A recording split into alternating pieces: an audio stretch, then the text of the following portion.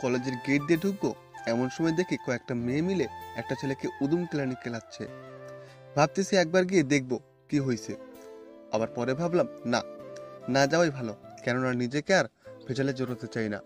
এমনিতেই ভেজাল ভেজাল করে জীবনটা বরবাদের দিকে ঠেলে দিয়েছি। আর না, আর তার চেয়ে বড় কথা, কলেজে আজ আমার প্রথম দিন। এখানের পরিবেশ সম্পর্কে আমার কোনো ধারণাই নেই। চুপচাপ মাথা নিচু করে চলে যেতে নিলে হঠাৎ পিছন থেকে একটা মেয়ে ডাক দেয়। পিছন ফিরে, জি আমাকে বলছেন?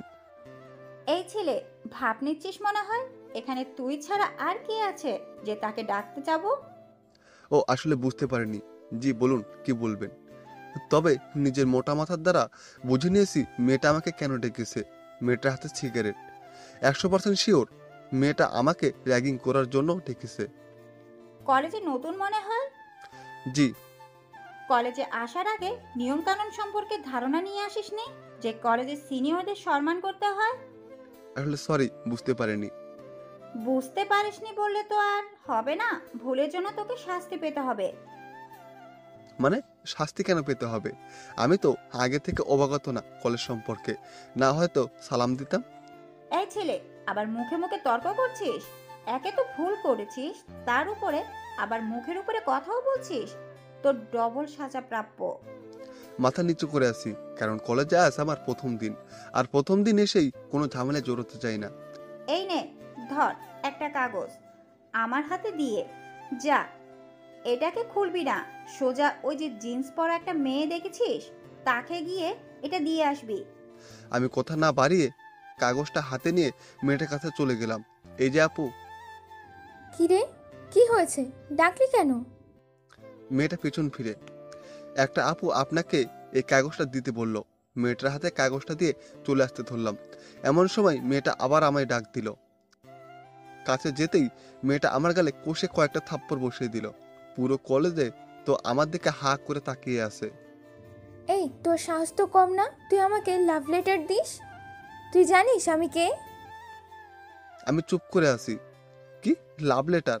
কিছুতে মাথায় কাজ করছে না। আপু, আমি তো আপনাকে লাভ লেটার দেই নাই। আর কাগজে কি লেখা ছিল সেটাও জানি না। ওই যে আপুটা আপনাকে এটা দিতে বলল। মেয়েটা আরো কয়েকটা থাপ্পড় লাগাই দিল আমার গালে। আমি তো মেয়েটা থাপ্পড় খেয়েই হাবলার মতো ঠায় দাঁড়িয়ে আছি। দাঁড়া, লাভ লেটার দেওয়ার মজা বুঝাচ্ছি তোকে। ফোনটা বের করে কাকে জানি ফোন দিল। ইতিমধ্যেই কয়েকটা ছেলে এসে হাজির। এই ছেলে আমাকে লাভ লেটার দিছে, এবার তোরা কি করবি কর। ছেলে একটা এসে সোজা আমার কলার ধরে জোরে টান মারলো। সাথে সাথে আমার শার্টের বোতাম কয়েকটা ছিঁড়ে মাটিতে পড়ে গেছে। তোর কত বড় সাহস!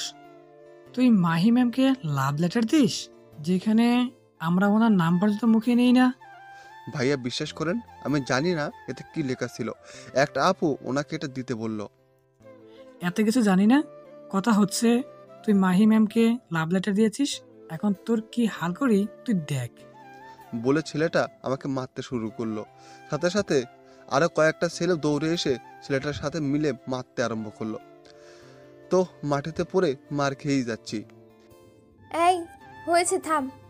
যা এবার তোরা, বাকিটা আমি দেখে নিচ্ছি। ছেলেগুলো আমাকে মেরে দিয়ে চলে গেল। আমি মাটিতে পড়ে আছি। মাহি আমার সামনে এসে, শোন, এটা হচ্ছে তোর সাজা। আর তোর কোনো দোষ নাই এটাও আমি জানি, কিন্তু তোকে মারলাম কেন জানিস? আশা করি জানিস না। তোকে মারার কারণ হচ্ছে এই মাহি কে সেটা চিনে নে। কলেজের সবাই আমার কথায় উঠে বসে। আমার মুখের উপরে কথা বলার মতো দুঃসাহস কারো হয় নাই এই কলেজে। এই কলেজ কেন, থাক আর বেশি নাই বা বললাম। কলেজে থাকলে এমনিতেই জেনে যাবি আমি কে। ভবিষ্যতে যেন কখনো বড় গলায় আমার সামনে কথা বলার মতো দুঃসাহস না করিস, সেটার জন্য মেডিসিন দিলাম। খালি তুই না, নতুন কেউ আসলে কলেজে তাকেই এমনি মেডিসিনটা দেই। যে মেয়েটা আমাকে কাগজটা দিছে সেই মেয়েটা মাহির কাছে আসে আর দুজনে মিলে হাসতে আরম্ভ করে। তারপর ওরা চলে যায়। কোনো মতে মাটি থেকে উঠে চুপচাপ করে ক্লাসরুমের দিকে রওনা দিলাম। লজ্জায় মাথা তুলতে পারছি না। পুরো কলেজের সামনে আমায় মারলো। যে আকাশ একবার একটা ডাক দিলে পুরো শহর ভেঙে লোকজন আসবে, সেই আকাশকেই মাটিতে ফেলে মেরে চলে গেল। থাক, নতুন বলে কিছু বললাম না। ক্লাসরুম খুঁজে পাচ্ছি না, তাই একজনকে কাছে জিজ্ঞাসা করলাম, ভাইয়া ক্লাসরুমটা কোন দিকে? চলো আমি দেখিয়ে দিচ্ছি, আমিও একই ক্লাসেই যাব। ছেলেটার সাথে ক্লাসরুমের দিকে যাচ্ছি। ছেলেটা বলে উঠল, আমার নাম আসিফ, তোমার নাম কি? আমি আকাশ। আসলে কিছু মনে করিও না, তোমার সাথে যা হয়েছে সবটাই দেখেছি, কিন্তু কিছু বলার মতো ক্ষমতা নেই, কারণ যে মেয়েটা তোমাকে মেরেছে সেই মেয়েটা এই শহরের মাফিয়ার গ্যাং লিডার। শুনতে একটু অন্যরকম লাগবে যে মেয়ে হয়ে মাফিয়ার লিডার কি করে হয়, কিন্তু এটাই সত্য। খুব ডেঞ্জারাস মেয়েটা, ওর সাথে কথা বলতে ভালো ভালো মানুষেরও প্যান্ট ভিজে যায়। হ্যাঁ, এমন দেখেছি অনেক মাফিয়া টাফিয়া, এমন কয়েক শতাধিক মাফিয়া আমার পায়ের নিচে পড়ে থাকে। দুনিয়াটা কেমন সেটা পরিদর্শন করতে বের হয়েছি, কে পাওয়ারের কেমন অপব্যবহার করে। তারপর দুজন মিলে ক্লাসে চলে গেলাম। আমি অনার্স 3য় বর্ষের ছাত্র। মানুষের কোলাহল থেকে একটা নিরিবিলি জায়গায় এসেছি, যাতে করে লেখাপড়াটা ভালোভাবে শেষ করতে পারি। বাবা মারা যাওয়ার আগে শেষ একটা ওয়াদা করে গিয়েছিল যে পড়ালেখা করে মানুষের মতো মানুষ হব। সেই লক্ষ্য নিয়েই নতুন কলেজে এসেছি, পুরন কলেজ ফেলে, কারণ সেখানে আমার পড়াশোনা কোনো দিনই হবে না, কারণ পরিবেশটা অন্যরকম, সর্বদা দাঙ্গা ফাসাদ নিয়ে পড়ে থাকে সকলে। তাই এ শহরে চলে এসেছি, কিন্তু শহরের মানুষগুলোও যে একই রকম সেটার বুঝতে বাকি নাই। ক্লাসরুমে ঢুকে চুপচাপ বসে আছি। স্যার এখনো আসে নাই। সবাই আমার দিকে বাঁকা চোখ করে করে দেখছে, কারণ একটু আগে যে ধোলাই খেয়ে এসেছি।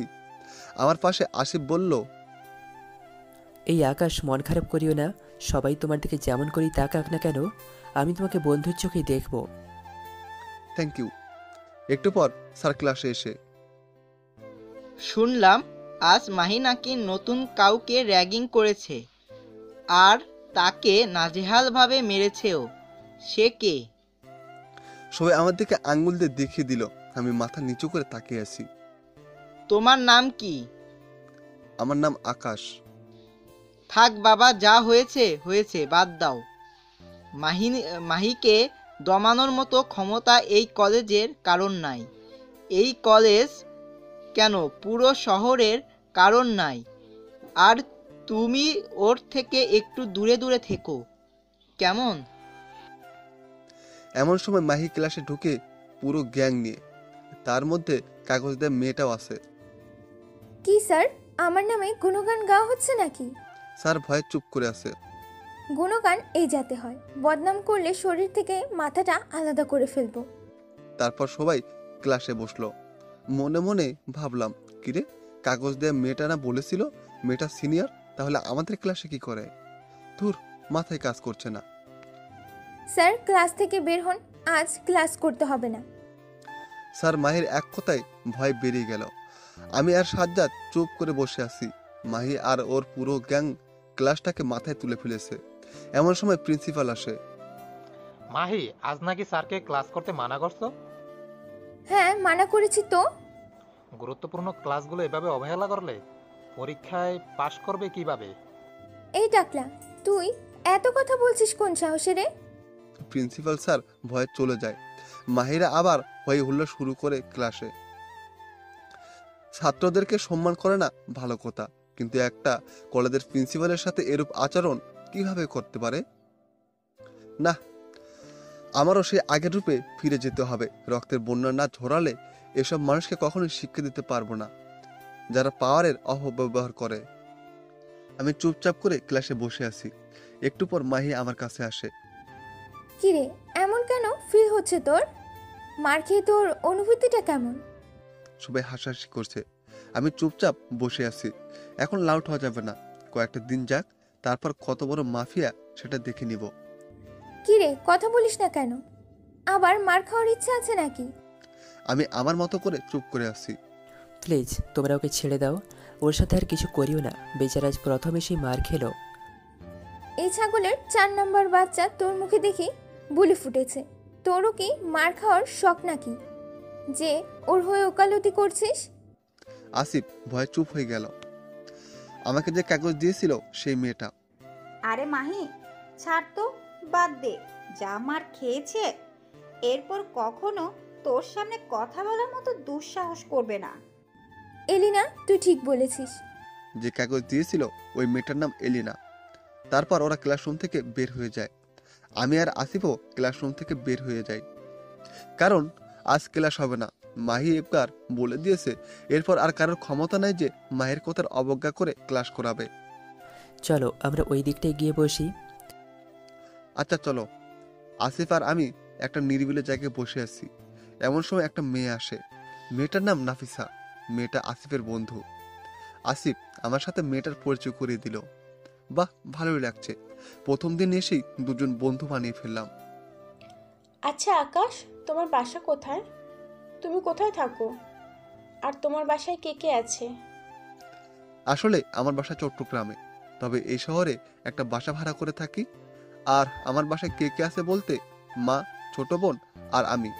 বাবা মারা গিয়েছে বেশ কিছু বছর আগে। ও সরি। আরে সরি বলার কিছু নেই। আর আমরা তো ফ্রেন্ড নাকি? ফ্রেন্ডদের মধ্যে সরি টরি এসব চলে না। ফ্রেন্ড, তবে পুরোপুরি না। একটা জিনিসের কমতি আছে, সেটা হচ্ছে তুমি করে বলা, যেটা ফ্রেন্ডশিপে চলে না তুই ছাড়া। আচ্ছা, তুই করেই বলবো।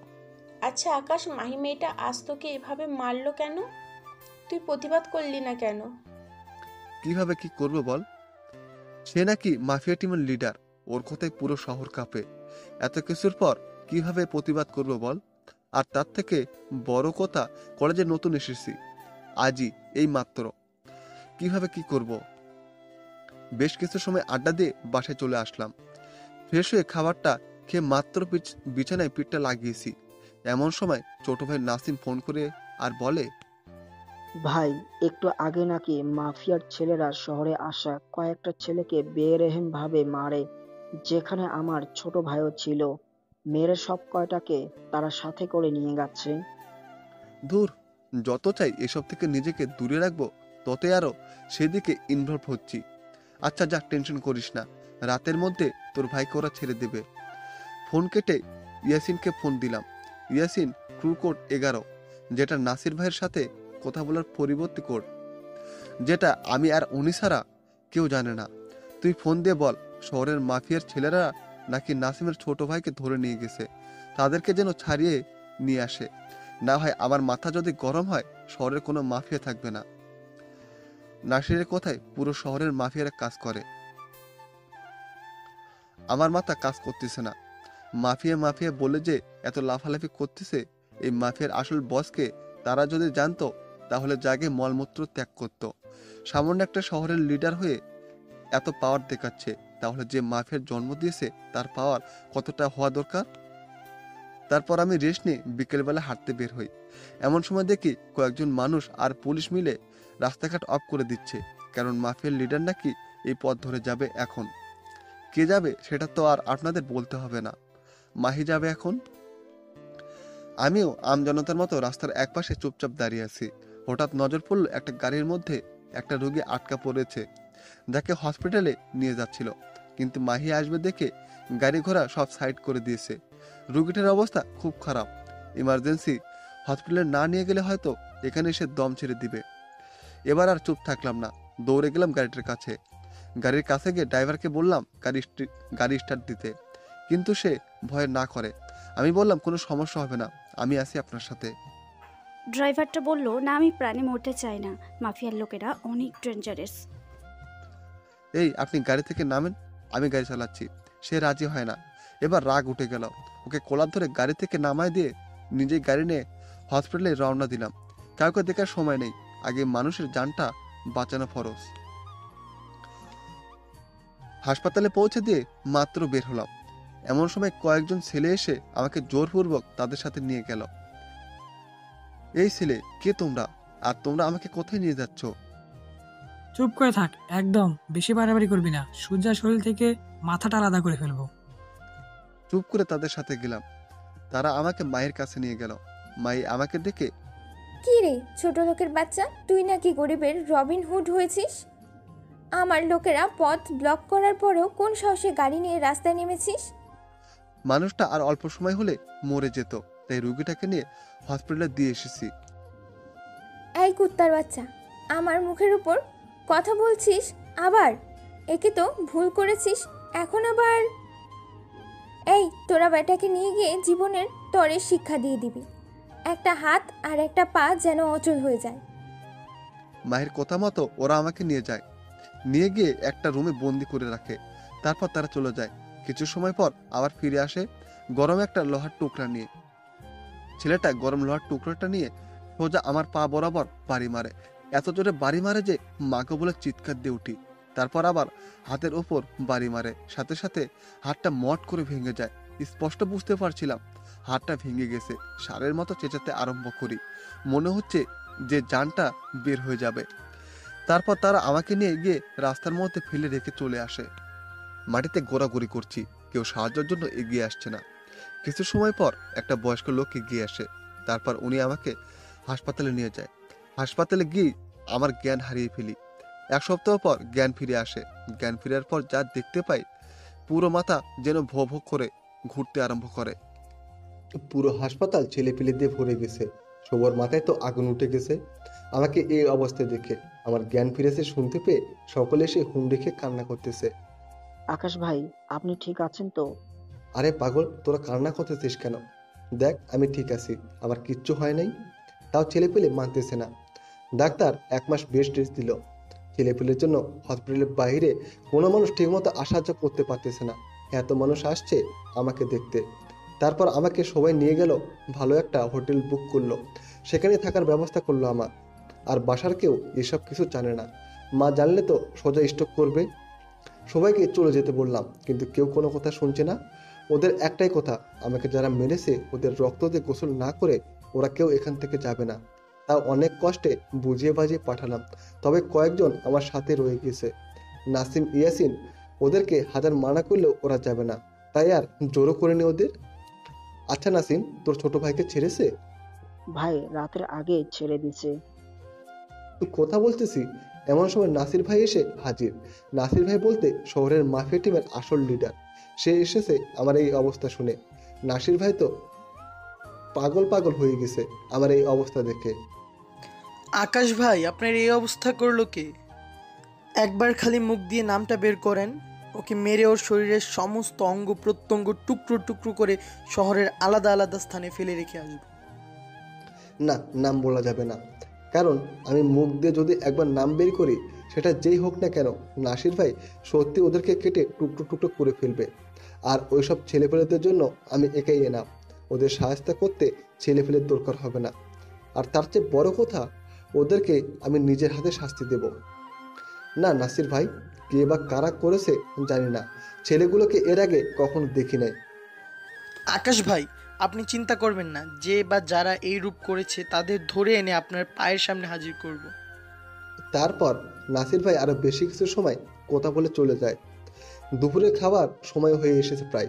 খাবার খেয়ে ওষুধ খেয়ে নিলাম। একটু রেস্ট করা দরকার, কিন্তু রেস্ট করার আগে কয়েকজন যারা আছে তাদেরকে রুম থেকে একটু বের হয়ে যেতে বললাম। ইয়াসিন বাদে সবাই বের হয়ে গেল। শোন ইয়াসিন, কি বলি মন দিয়ে শুনবি। হ্যাঁ ভাই বলেন। আমি যদি চাই যারা আমাকে মেরেছে তাদেরকে মেরে ফেলতে, সেটা আমার জন্য 2 মিনিটের চেয়েও কম সময় লাগবে। খালি একবার নাসির ভাইকে নামগুলো বললে হবে। কিন্তু আমি নাসির ভাইকে বলি নাই, কারণ ওদেরকে আমি নিজের হাতে মারবো। আর ছেলেগুলো হচ্ছে মাফিয়া টিম, যেটা শহরেই আছে, সেই গ্যাংয়ের ছেলে পেলে। শোন, আর শহরের মাফিয়ার দায়িত্বে আছে হচ্ছে মাহি নামের একটা মেয়ে। ওর লেফট হ্যান্ড এবং রাইট হ্যান্ড 2টো ছেলে আছে। ওদেরকে গিয়ে তুলে নিয়ে আনবি। ওরাই আমার সাথে এরূপ আচরণ করেছে।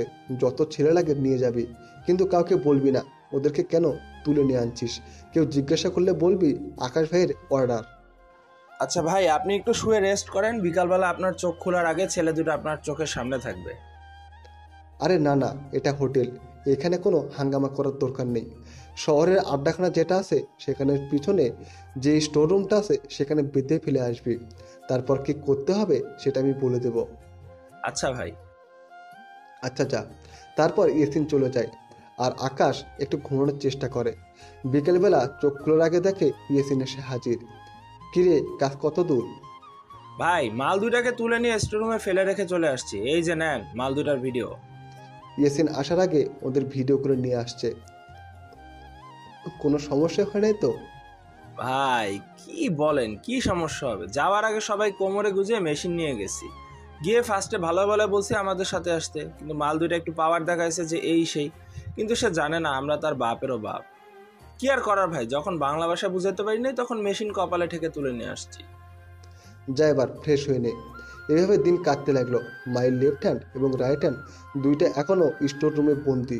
পুরো শহর তামা তামা করে খুঁজে ফেলেছে শহরের মাফিয়ার লোকেরা, কিন্তু কেউ খুঁজে পায় নাই এই দুইটাকে। আমার প্ল্যান হচ্ছে আগে পুরোপুরি সুস্থ হই, তারপর ওদের ব্যবস্থা করব। আর কিছুদিন যাওয়ার পর আমি পুরোপুরি সুস্থ হয়ে গেলাম। এবার সবকটার অবস্থা নাজেহাল করব। নাসিম আর ইয়াসিনকে নিয়ে স্টোর রুমে গেলাম, যেখানে মাল দুইটাকে বন্দি করে রেখেছে ইয়াসিন। আর ইয়াসিনকে আগেই বলে রেখেছিলাম আমি সুস্থ হওয়ার আগ পর্যন্ত যেন ওদের দেখভালের কমতি না হয়, কারণ কোরবানির গরুর ভালো করে দেখভাল করতে হয়। ওদেরকে বাইরে রেখে আমি স্টোর রুমের ভিতরে গেলাম। গিয়ে দেখি মাল দুইটাকে ইয়াসিন শিকল দিয়ে বেঁধে রেখেছে। আমাকে দেখে একজন বলে উঠল, এই তুই এখানে? তোকে না মেরে হাত পা ভেঙে রাস্তায় ফেলে রেখে চলে আসছিলাম, তুই এখনো মরিস নাই? বাপ কখন এত সহজে মরে নাকি রে কুত্তার বাচ্চা, বলে বুকের মধ্যে সজোরে একটা লাথি মারলাম। আমি মরলে তোদের শরীর থেকে কলেজা কেটে বের করবে কে? আর কার গায়ে হাত দিয়েছিস সেটা যদি জানতি তাহলে এখনই দম আটকে মারা যাইতি। ইয়াসিন সেলাই রেঞ্জ আর কাটারটা নিয়ে আয়। ইয়াসিন এসে সেলাই রেঞ্জ আর কাটারটা দিয়ে গেল। সেলাই রেঞ্জটা হাতে নিয়ে দুজনের পা বরাবর দুইটা সজোরে বাড়ি মারলাম। বাড়ি মারার সাথে সাথে পায়ের হাড্ডিটা মট করে ভেঙে যে গেছে সেটা স্পষ্ট নিজের কানে শুনতে পেলাম। দুজনেই মাগো বলে চিৎকার করে উঠল। এখন কেমন লাগে? তারপর আবার হাতের মধ্যে বাড়ি মারলাম। দুজনেই সারের মতো চিৎকার করে চেঁচাচ্ছে আর হাত জোর করে মিনতি করছে, প্লিজ আমাদেরকে ছেড়ে দাও, আমাদের ভুল হয়ে গেছে। এখন কেন? তখন মনে ছিল না কার সাথে পাঙ্গা নিচ্ছিস? একজন বলে উঠল, বিশেষ করো তুমি কে বা কি করো তা আমরা জানি না, লিডার অর্ডার করেছে তাই তোমার সাথে এইরূপ করেছি, প্লিজ আমাদের ক্ষমা করে দাও। না, তোদের ক্ষমা নাই, কাটারটা হাতে নিন। তার আগে ছেলে দুইটার মুখের মধ্যে কাগজ গুঁজে দিই যেন চিৎকার করতে না পারে। তারপর কাটারটা দিয়ে ছেলে দুইটার বুকের মধ্যে লাগাতার পোজ দিতে থাকি। চিরচির করে রক্ত পড়তেছে ছেলে দুইটার শরীর থেকে। শোন, আর অল্প সময় পর হয়তো তোদের জানটা চলে যাবে। তার আগে আমার পরিচয়টা তোদের দিয়ে দিই, হয়তো তোদের মরার জন্য আহ্বান হবে। ছেলে দুইটার কানের সামনে গিয়ে কানে কানে নিজের আসল পরিচয়টা বললাম। ছেলে দুটোর সাথে সাথে চোখ বড় বড় করে ফেলে আর সাথে সাথে দম আটকে মারা যায়। ইয়াসিনকে ডেকে বললাম এই দুইটা বডিকে শহরের সিটি রোডে টাঙ্গিয়ে রেখে আসতে, যাতে করে মানুষজন দেখে। পুরো শহরে তো হাহাকার লেগে গেছে। মাফিয়ার ছেলেদের এরকম বেরমভাবে কে মারলো? কার এত বড় বুকের পাটা? নাসির ভাইয়ের ছেলেরা তো পাগল পাগল হয়ে গেছে। মায়ের তো পুরো মাথা খারাপ। সে যে করেই হোক এই দুজনে হত্যাকারীদের সে খুঁজে বের করবেই। অন্যদিকে আমি তো দিব্যি ঘুরে বেড়াচ্ছি। আমার মনে হচ্ছে কিছু জেনে হয় নাই। পরের দিনে কলেজে যাই। আসিফ আর নাফিসা আমাকে দেখতে পেয়ে দৌড়ে আসে। কি রে আকাশ, এতদিন কোথায় গেছিলি রে? আরে একটা পারিবারিক কাজে আটকে পড়েছিলাম। এখন সব ঠিক হয়েছে তো? হ্যাঁ। আচ্ছা আকাশ, কিছু কি শুনেছিস? মাফিয়া ছেলে দুটাকে নাকি কে যেন মেরে শহরের সিটি রোডে টাঙিয়ে রেখে দিয়েছে। হ্যাঁ, আমি একটু শুনেছি। কলেজে এসেছি পর্যন্ত সবাই একই কথা কানাঘষা করতেছে। চল, ক্লাসের সময় হয়ে এসেছে, ক্লাসের দিকে যাই। তিনজন মিলে ক্লাসের দিকে যাচ্ছি, এমন সময় মাহির সামনাসামনি পড়ে গেলাম। মাহি তো আমার দিকে চোখ বড় বড় করে চেয়ে আসে। আমি সাইড কেটে চলে আসলাম। ক্লাস করছি, এমন সময় কয়েকটা ছেলে ক্লাসের রুমের মধ্যে এসে বলল মাহি নাকি আমাকে ডাকতেছে। আচ্ছা চলো। স্যারের অনুমতির প্রয়োজন নেই, কারণ মাহির কথা একবার যখন বলেছে সবাই চুপ। নাফিসা তো ভয়ে শেষ। আকাশ প্লিজ একটু সেফ থাকিস, কখন কি করে বসে তোর সাথে। আরে টেনশন করিস না। তারপর ছেলেগুলোর সাথে মাহির কাছে গেলাম। মাহি সবাইকে চলে যেতে বলল, সবাই চলে গেল। এই ছেলে তুই জীবিত হলে কি করে? সেদিন ওরা যা বললো যে তোকে মেরে হাড়গোড় গুঁড়ো করে দিয়েছে, ওদের কথা মতো তো তোর বাঁচার কথা না, কিন্তু বাঁচলি কি করে? আর একটা কথা, সেটা হচ্ছে তোকে কেমন যেন আমার সন্দেহ হচ্ছে। তোকে যারা মেরেছিল সেই দুজনকেই কারা জানি মেরে শহরে সিটি রোডে টাঙিয়ে রেখে আসছে। দেখেন, আপনার কোনো কথা জবাব দিতে আমি ইচ্ছুক নেই। আর বড় কথা হচ্ছে আমি ভুল করেছি, তার জন্য তো মেরে হাতটা ভেঙে দিয়েছেন। এত শাস্তি দেওয়ার পরেও কি আপনার শখ মেটেনি? এই ছেলে, বেশি কথা শিখে গেছিস মনে হয়। কথা যাই বলবো চুপচাপ শুনবি, না হয় জ্যান্ত মেরে পুঁতে ফেলবো। আমি চুপ করে আছি। শোন, তোকে আমার সন্দেহ লাগছে। আমার ছেলেপেলেরা তোর উপরে নজরদারি করবে, মাথায় রাখিস। আচ্ছা, আবার ক্লাসে চলে গেলাম, ক্লাস করে বাসায় চলে গেলাম। এভাবে আরো কয়েকটা দিন কাটলো। এই কয়েকদিনে লক্ষ্য করলাম মাহি যেন কেমন পরিবর্তন হয়ে গেছে। আমি কলেজে আসলেই মাহি আমার দিকে ড্যাব ড্যাব করে চেয়ে থাকে। একদিন ক্লাস শেষ করে যাচ্ছিলাম বাসায়, এমন সময় মাহি ডাক দেয় আমাকে। এই, এদিকে আয়। হ্যাঁ বলেন। এই, তুই কি সিঙ্গেল? মানে বুঝলাম না। তুই কি কোনো রিলেশন করিস? না। এখানে এসে আমার পাশে বস। আমি কথা না বাড়িয়ে মায়ের কাছে গিয়ে বসলাম।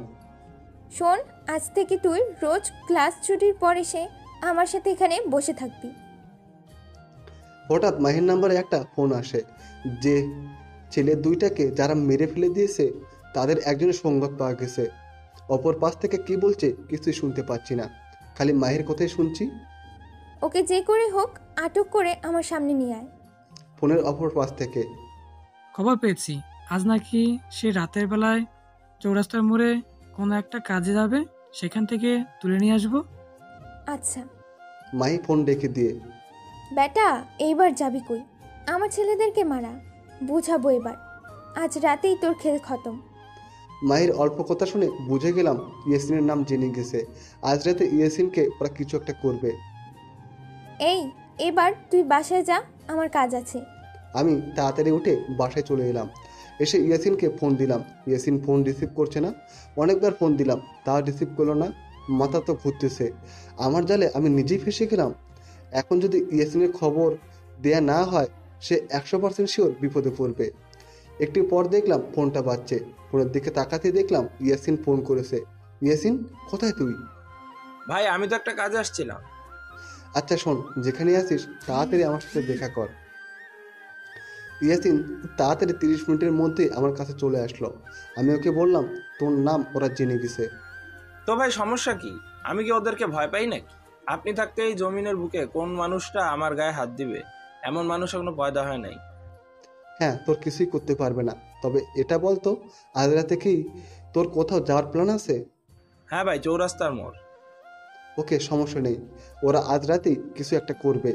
আর আজ রাতেই আমি আমার আসল রূপ দেখাবো। খবর দে সব ছেলেপেলেদেরকে। আকাশ মাহমুদ কি সেটা আজ পুরো শহরবাসী জানবে। ইয়াসিন সব ছেলেপেলেদেরকে খবর দেয়। গাড়ি করে শুধু আকাশ মাহমুদের ছেলেপেলে শহরে আসতে থাকে।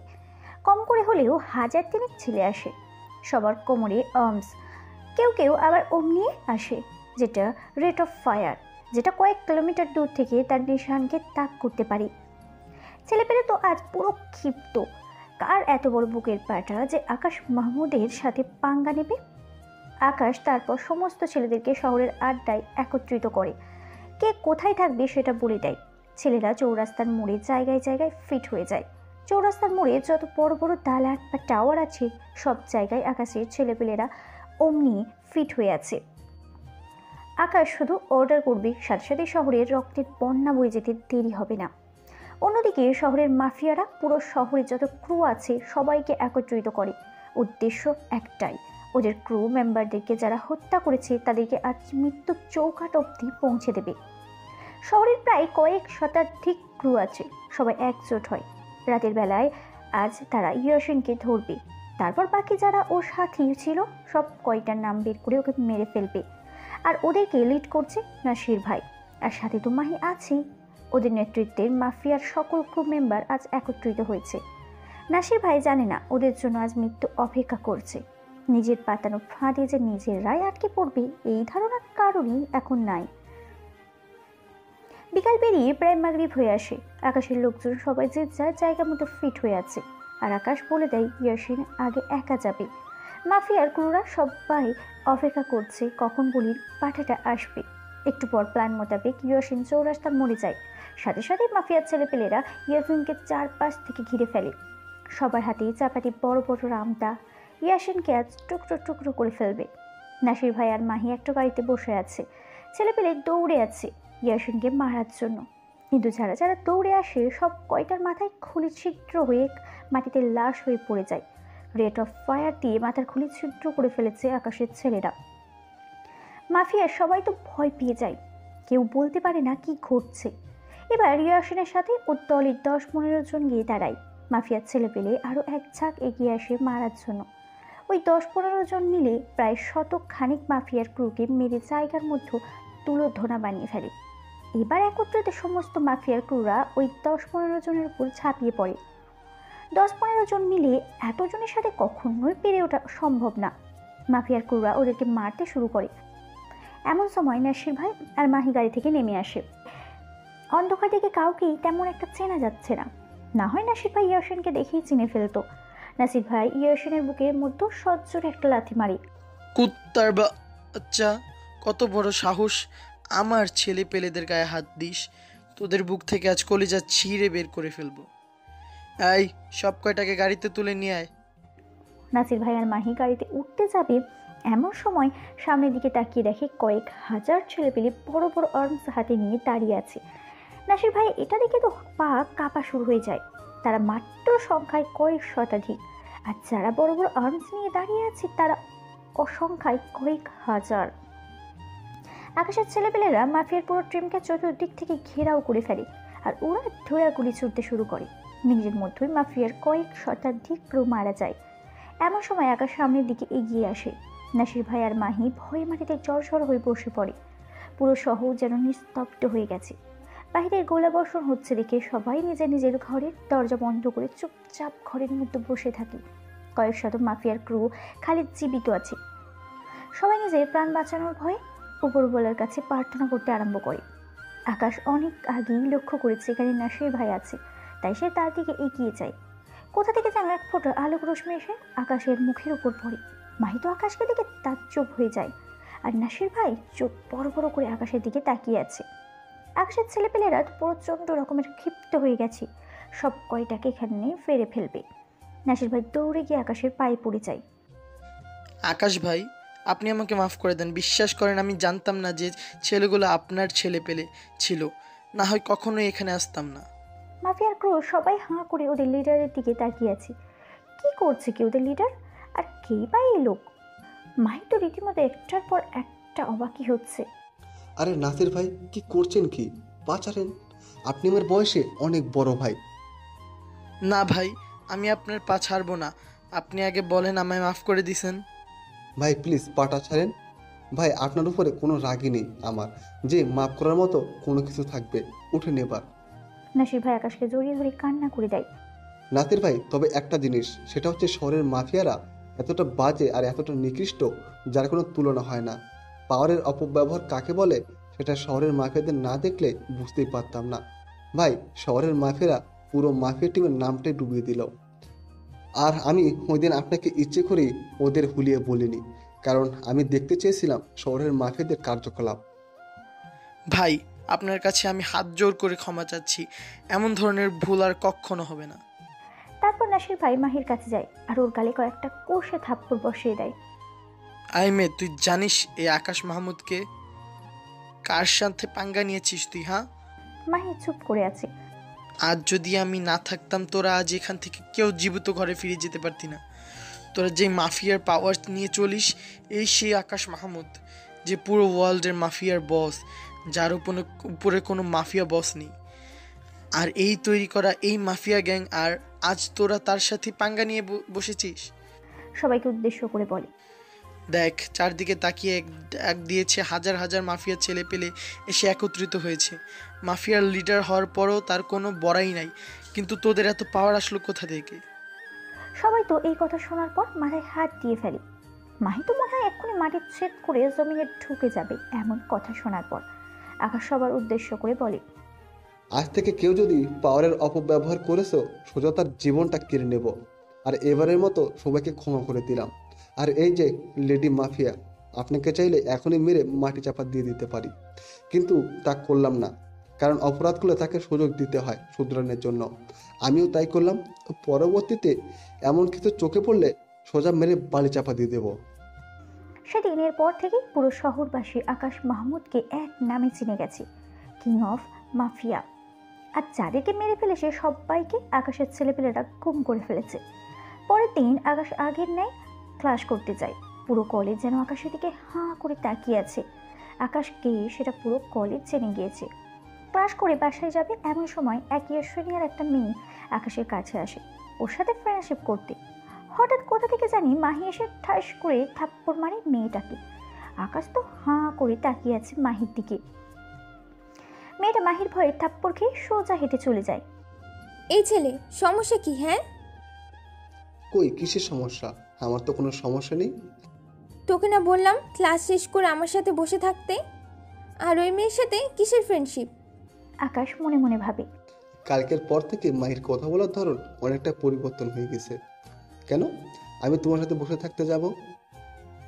আর আমি কার সাথে ফ্রেন্ডশিপ করব সেটা কি তুমি ঠিক করবে? দুজন এখন তুমি করেই কথা বলি। আমি বলেছি তাই আমার সাথে বসবা। হ্যাঁ, আর আমি ঠিক করব কে তোমার সাথে ফ্রেন্ডশিপ করবে। আসছে। মাহি আকাশের হাতটা ধরে জোর করে কালকে স্থানটাতে নিয়ে যায়। আকাশ তো পুরো হাঁ হয়ে আছে। মেয়েটার আচার আচরণ দেখি। দেখো, আমি যা বলি খোলামেলা বলি, ঘুরিয়ে পিছিয়ে বলার অভ্যাস নেই আমার। দেখো, আমি আমার ভুলের জন্য ক্ষমা চাচ্ছি। তুমি কে সেটা আমি জানতাম না, না জেনেই তোমার সাথে এত কিছু করে ফেলেছি। আমার কাজের জন্য আমি দুঃখিত, কিন্তু একটা কথা সেটা অপ্রিয় সত্য। সেটা হচ্ছে এই কয়েকদিনে তোমার জন্য মনের কোণে এক জায়গা হয়ে গেছে। তোমায় হয়তো ভালোবেসে ফেলেছি। দেবী কি আমায় একটা সুযোগ? আরে আরে, তোমার কি মাথা খারাপ হয়ে গেছে নাকি? পাগলের মতো যাতা বলছো। ভালোবাসা কি এত সহজ? শোনো, আর যাই হোক না কেন, তোমার মতো মেয়েকে ভালোবাসা যায় না, কারণ তোমার মধ্যে মনুষ্যত্ব কোনো চিজে ফোটাওনি। দেখে এসেছি এতদিন ধরে কলেজে কিরূপ আচরণ করেছে সবার সাথে, আর বিশেষ করে আমার সাথে যা করেছে সেটা তো কোনো দিনই ভুলবার মতো নয়। দেখো, তুমি তোমার মতো থাকো, আমি আমার মতো থাকবো। পেরা দিতে আসবে না আমাকে একদম। গেলাম আমি। বলে উঠে চলে যায়। এই আকাশ, শোনো প্লিজ। কে শোনে কার কথা? আকাশ উঠে চলে গেছে। মাহি মনে মনে ভাবে, কি মনে করেছিস তুই নিজেকে? তোকে আমি ভালোবাসতে যাব? হ্যাঁ, হয়তো তুই মাফিয়ার কিং, কিন্তু আমি কে সেটা তুইও জানিস না। তোকে জমের বাড়ি পাঠানোর জন্য আমাকে নিযুক্ত করা হয়েছে। তোকে জমের বাড়ি পাঠিয়েই আমি দম নিব। এতদিন সুযোগে ছিলাম মাফিয়ার আসল কিংকে সেটা জানার জন্য, কিন্তু কোনোভাবেই সন্ধান বের করতে পারছিলাম না। কিন্তু শেষমেশ শেষে বলির পাঠা নিজেই ধরা দিল। কিন্তু ওকে যে লাইনে আনতে পারলাম না। না, যে করেই হোক ভালোবাসার মায়াজালে ওকে ফাঁসাতে হবে। মাহি, তোমাকে প্রথম দেখাতেই আমার মনে ধরে গেছে, কিন্তু তোমার দুষ্কর্মের জন্য মনের মধ্যে তোমাকে নিয়ে একটা ঘৃণা কাজ করছে। না, না হয় তোমাকে কখনোই ফিরিয়ে দিতাম না। আর আমি না, তোমাকে কেউ ফিরিয়ে দিবে না, কারণ তোমার মতো সুন্দরী মেয়েকে যে ঠুকরাবে সে নেহাত বোকামি করবে। আকাশ বাসায় চলে যায়। একটু পর বাড়ির মালিক এসে বাড়ি ভাড়া ফ্রি করে দেয়, কারণ আকাশকে জানে না এখন শহরে এমন কোনো লোক নেই। অন্তত না চিনলেও তার নাম সবার ধারে ধারে পৌঁছে গেছে। বাসায় গিয়ে খেয়ে দিয়ে একটু রেস্ট নেয়। বিকেলবেলা ঘুম থেকে উঠে আশিফকে ফোন দেয়, কিন্তু আশিফ ফোন রিসিভ করে না। তাই নাফিসাকে ফোন দেয় আশিফের কি হয়েছে জানতে। নাফিসা বলে, দেখ আকাশ, আমরা তোর আসল পরিচয় জানতাম না। যখন থেকে জানতে পেরেছি তখন থেকে মনের মধ্যে একটা ভয় কাজ করে। তোর সাথে চলাফেরা করলে যদি কখনো কোনো ভুল হয়, তাহলে তো তুই আমাদেরকে খবর করে ছেড়ে দিবি। সেই ভয় আসিফ আর আমি আজ কলেজে যাইনি। আরে নাফিসা, তুই কি পাগল হয়ে গেছিস? আর আমাকে কি তোর মাহির মতো ময়ূরূপ মনে হয়? শোন, আমি আমার মতো, অন্যের মতো আমাকে মনে করিস না। আমার যদি পাওয়ার দেখাতে হতো তাহলে অনেক আগে দেখাতাম, কিন্তু আমার কাছে এসব থেকে বন্ধুত্ব অনেক ঊর্ধ্বে। ক্ষমা করিস রে, আমরা আরও কত কি ভেবে নিয়েছি। তো চল কোথা থেকে ঘুরে আসি, আসিফকে ফোন দে। আচ্ছা ওয়েট, আমি ওরে বলে দিচ্ছি অন্য একটা নাম্বার আছে। তারপর তিনজন প্ল্যান করে ঘুরতে বের হয়। একটা পার্কে বসে আছে তিনজন। হঠাৎ দূরে একটা জায়গায় নজর পড়লো। একটা ছেলেকে কয়েকজন মিলে বেরহমভাবে মারতেছে। ছেলেটা বাঁচাও বাঁচা বলে চিৎকার করতেছে, কিন্তু কেউ সাহায্যের জন্য এগিয়ে যাচ্ছে না। সবাই পাশে দাঁড়িয়ে দাঁড়িয়ে দেখছে। কি করে বুঝে উঠতে পারতেছি না, ছেলেটাকে বাঁচাতে যাব না এখানে বসে থাকবো। না, ছেলেটাকে বাঁচানো প্রয়োজন। আসিফ, তোরা থাক, আমি দেখছি কি হয়েছে। আচ্ছা, কিন্তু দোস্ত ভেজাল করিস না। আচ্ছা, তারপর সেখানে গিয়ে জিজ্ঞাসা করলাম, এই তোমরা ছেলেটাকে এভাবে মারতেছো কেন? ছেলেগুলো থেকে একজন বলল, এই তোর কেমন লাগে রে? এখানে এত মানুষ থাকতে কেউ কোনো কথা বলতেছে না, তুই কেন পেপে করতেছিস? যা গিয়ে নিজের কাজ কর। না গেলে কি করবি? একটা ছেলে আকাশের কাছে এসে কোমর থেকে মেশিন একটা বের করে কপালে ধরে। এই বেশি জবানে শিখেছে মনে হয়, সোজা বাংলা কানে যায় না। শোন, এসব মেশিন নিয়ে ছেলে খেলা বহু পুরনো। আকাশ মাহমুদ এসব নিয়ে এক যুগ আগে খেলা ছেড়ে দিয়েছে। আমার নাম শুনতেই ছেলেটার সাথে সাথে আমার পায়ে পড়ে যায়। বাকি 2-3 জন যারা আছে ওর সাথে সবাই তো অবাক। কিরে, ওর কি হলো? ছেলেটাকে মারতে গিয়ে ওর পায়ে পড়ে গেল কেন? বাকি ছেলেগুলো আকাশের দিকে এগিয়ে যায়। আকাশ ভাই, আমাদের ক্ষমা করে দেন, আমরা ভুল করে ফেলেছি। আকাশের নাম শুনে ছেলেটার মুখে এবার সবাই আকাশের পায়ে পড়ে গেল। ভাই, আমার এমন ভুল আর কোনো দিন করবো না। ক্ষমা আমার কাছে না, ওর কাছে গিয়ে চাও, যাকে তোমরা সবাই মিলে এত সময় ধরে মারলে। আচ্ছা ভাই। ছেলেগুলোকে মিলমিশ করে দিয়ে সেখান থেকে চলে এলাম। বাহ আকাশ, তুই তো খুব ভালো একজন মানুষ। আসলে আমরা তোর আসল পরিচয় জানার পর তোকে যেই রূপটা ভেবেছিলাম তার থেকে পুরাই ভিন্ন তুই। আসলেই দুনিয়াতে ভালো মানুষ আছে রে। আসিফ, একটু বেশি হয়ে যাচ্ছে কিন্তু। আচ্ছা আচ্ছা, সরি। আচ্ছা, তোদের তো একটা কথা বলতেই ভুলে গেছি, মাহি আজ আমাকে প্রপোজ করেছে। দুজনে ভূত দেখার মতো আকাশের চেহারার দিকে হাঁ করে আছে। কিরে, কি হয়েছে? শোন আকাশ, ওই মেয়েটার সাথে একদম জড়াবি না। ওই মেয়েটা আস্ত একটা ডাইনি। আরে পাগল নাকি, ওর সাথে আমি এসবে জড়াবো? তবে মেয়েটা কিন্তু সেই রকমের সুন্দর রে। তাহলে তুই গিয়ে ওর গলায় ঝুলে পড় না। সেদিনের মতো আড্ডা দিয়ে বাসায় চলে আসলাম। রাতে খাবার খেয়ে বিছানায় শুয়ে আছি, এমন সময় ইয়াসিনের ফোন রিসিভ করে বললাম, হ্যাঁ কি রে?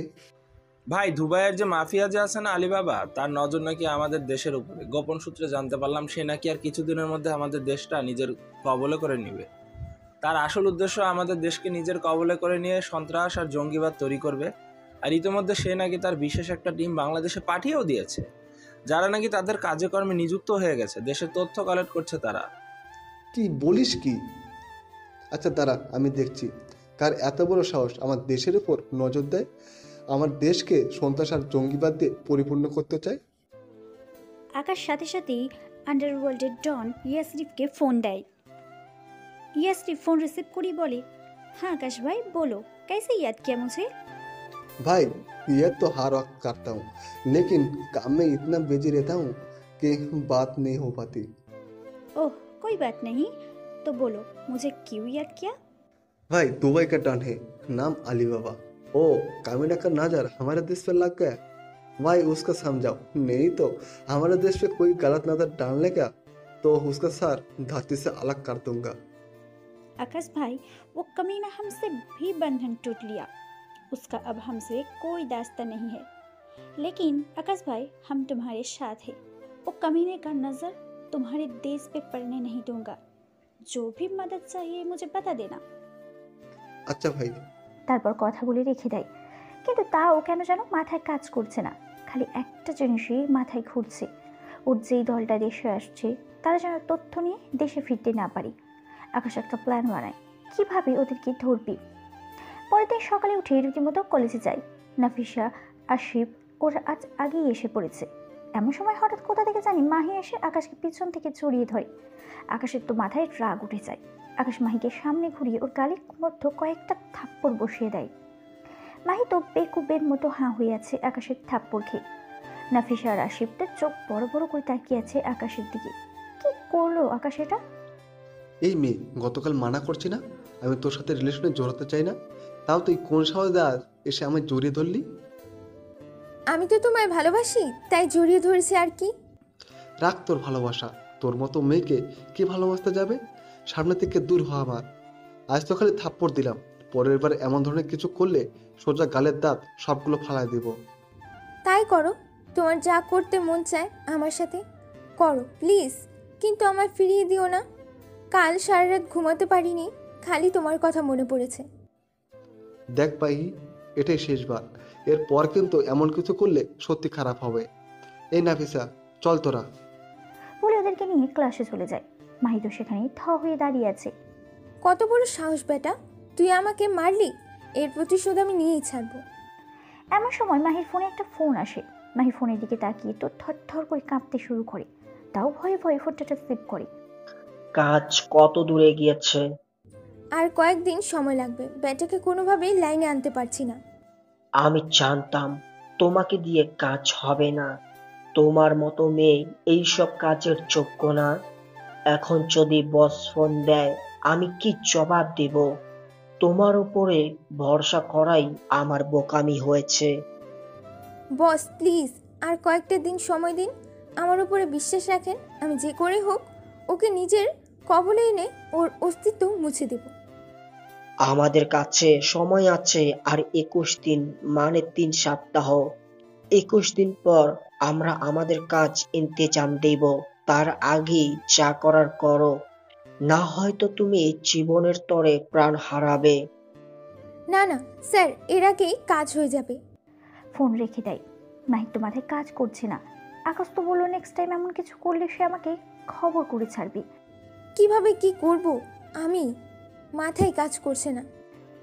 আকাশ ক্লাসে গিয়ে বসে আছে। একটু পর স্যার আসে আর লেকচার শুরু করে। আকাশ লক্ষ্য করে ওর ফোনটা বাজছে, কিন্তু স্যার থাকায় সে ফোনটা পিক করতে পারছে না, চুপচাপ বসে আছে। স্যার লেকচার দিয়ে চলে যাওয়ার পর সে পকেট থেকে ফোনটা বের করে দেখে ইয়াসিন ফোন করেছিল। সে একটা মেসেজও পাঠিয়েছে। মেসেজটা চেক করে দেখে, ভাই ওরা 70 জনের একটা টিম নিয়ে বাংলাদেশে এসেছে, যার মধ্যে 17 জন মেয়ে আর বাকি 53 জনই ছেলে। তারা শহরে আলাদা আলাদা স্থানে ছড়িয়ে ছিটিয়ে আছে। তাদের থেকে একজনের সন্ধান পেয়ে গেছি। আকাশ ইয়াসিনকে ফোন দেয়। ইয়াসিন, এখন এই জায়গায় আয়, একটা ঠিকানা দিয়ে দিচ্ছি। আচ্ছা ভাই। আকাশের ক্লাস না করে কলেজ থেকে বের হয়ে যায়। জায়গা মতো গিয়ে আকাশ অপেক্ষা করছে। একটু পর ইয়াসিন আসে। যাত্রীর টাকা তুলে নিয়েছিস? না ভাই, ওর পিছনে লোক লাগিয়ে রেখেছি। ওর দ্বারা বাকি আরো 2-1 জনকে যদি ধরতে পারি। হ্যাঁ গুড। শোন, রাতের মধ্যে তুলে নিবি ওকে। আর এই পুরো ঘটনাটা টিমের কাউকে শেয়ার করবি না, যে আলিবাবা দেশে হামলা করবে। আচ্ছা ভাই। ইয়াসিন চলে যায় আর আকাশ নাসির ভাইকে ফোন দিয়ে সবটা খুলে পড়ে। ভাই সমস্যা নাই, ছেলে পেলে রেডি আছে, লাগলেই খালি বলবেন। ওই আলী বাবার বাচ্চা দেশের মাটিতে পাও দিতে পারবে না, এমন নাজেহাল অবস্থা করবো ওর। আকাশ তারপর বাসায় চলে যায়। রাতের বেলা ইয়াসির 70 জন জাসুসদের থেকে একটাকে তুলে নিয়ে আসে, যেটার ইনফরমেশন ওদের কাছে আছে। ওকে ধরিয়ে নিয়ে রুমে বন্দি করে রেখেছে। ইয়াসিন শুরুতেই ভালো ভালোই বলে বাকি সাথীদের নাম বলতে, কিন্তু সে কোনো মতেই স্বীকার করে না। ইয়াসিন 3rd ডিগ্রি দেয়, তাতেও মুখ খুলে না। ইয়াসিন আকাশকে ফোন দিয়ে বলে, ভাই এত চেষ্টা চালাচ্ছি, সে মুখ খুলতেই রাজি না। আচ্ছা তোরা থাক, আমি আসতেছি। একটা কাজ কর, গরম পানি কর আর মরিচের গুঁড়ো রেডি করে রাখ। আকাশ 30 মিনিটের মধ্যেই সেখানে চলে যায়। ইয়াসিন তখন বলে, ভাই সব রেডি। আকাশ শুরুতে গিয়ে ভালোই বলে বাকি সাথীদের নাম বলতে। তোরা যাই করিস না কেন, আমার মুখ থেকে নাম বের করতে পারবি না। এত টর্চার করেও তো নাম বের করতে পারলো না। ধরে নে, আর পাবিও না। মারতে মারতে মেরে ফেললেও পাবি না। এখনো কি টর্চার করেছি, সবাই মাত্র তো শুরু। ইয়াসিন, গরম পানি নিয়ে আয়, আর সাথে যা রাখতে বলেছি সেটাও নিয়ে আয়। ইয়াসিন গরম পানি আর মরিচের গুঁড়োর বাটিটা নিয়ে আকাশের সামনে রাখে। ওর শরীর থেকে সমস্ত কাপড় চোপড় খুলে ফেল, আর মুখের মধ্যে একটা কাপড় গুঁজে দে। ইয়াসিনের সাথে আরো একজন মিলে ওর শরীর থেকে কাপড় খুলে নিয়ে আর মুখের মধ্যে কাপড় গুঁজে দেয়। গরম পানির বালতিটা নিয়ে ফুটন্ত গরম পানিগুলো ওর শরীরে ঢেলে দেয়। গরম পানি ঢালার সাথে সাথে সে হাঁপের মতো মুচড়া করতে আরম্ভ করে। সারা শরীরে ফোসকা পড়ে গেছে ওর। ছেলেটা অঝরে চেঁচাচ্ছে, কিন্তু তার গলার আওয়াজ বের হচ্ছে না। আকাশ তারপর মরিচের গুঁড়োগুলোর ওর শরীরের মধ্যে ঢেলে দেয়। ছেলেটা সহ্য না করতে পেরে চোখ দিয়ে পানি ছেড়ে দেয়, আর চোখের ভাষায় বলতে থাকে তার মুখ থেকে কাপড়টা সরিয়ে নিতে সে সবটা স্বীকার করবে। যা, ওর মুখ থেকে কাপড়টা সরিয়ে ফেল। ইয়াসের মুখ থেকে কাপড়টা সরিয়ে নেয়। ছেলেটা মিনতি সুরে বলতে থাকে, পানি।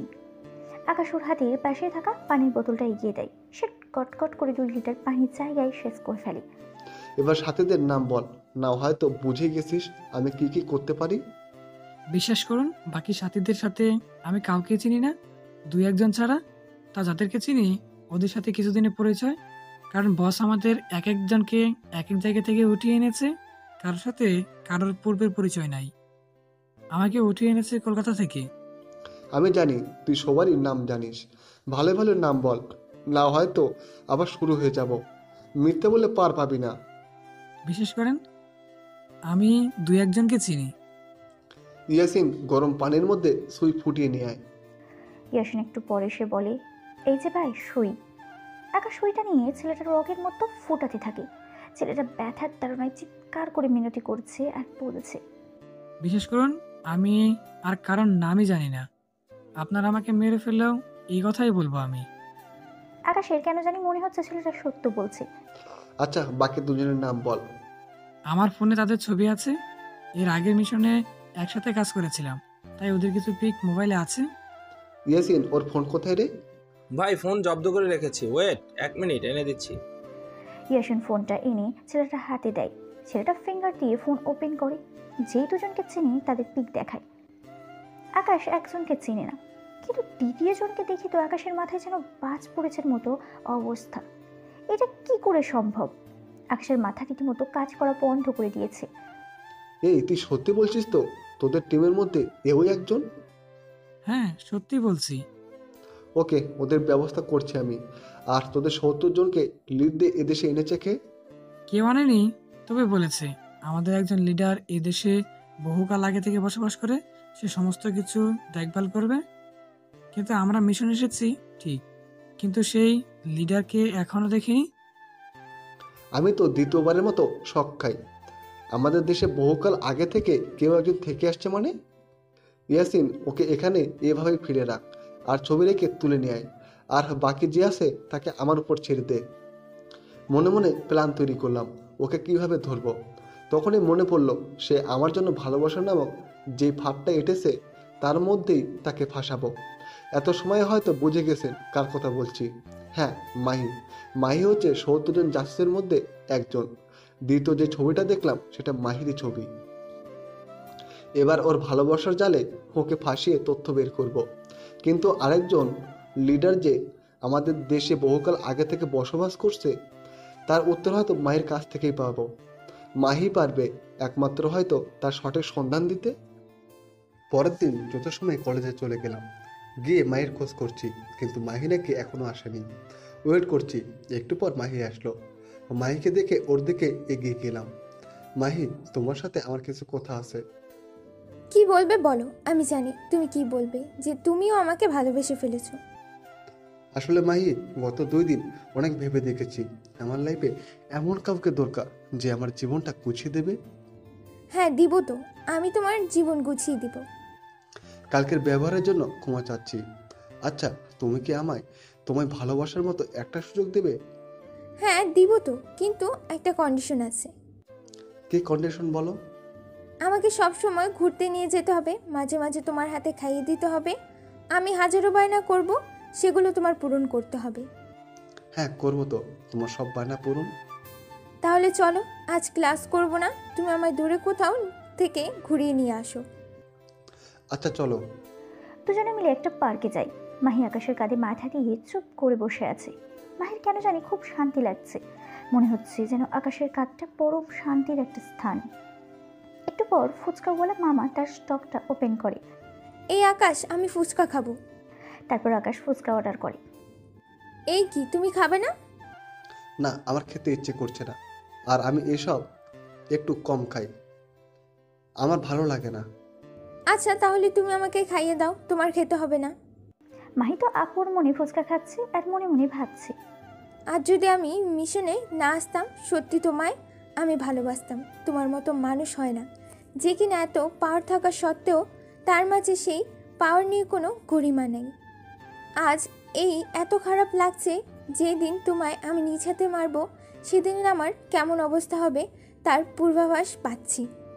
আকাশও মনে মনে ভাবে, মাহিকে খাইয়ে দিচ্ছি, ইচ্ছে করছে না ওর মতো ছলনা মহিকে নিজের হাতে খাইয়ে দিতে। ইচ্ছে করছে ফুচকার সাথে বিষ মিশিয়ে দিয়ে ওকে মেরে ফেলি।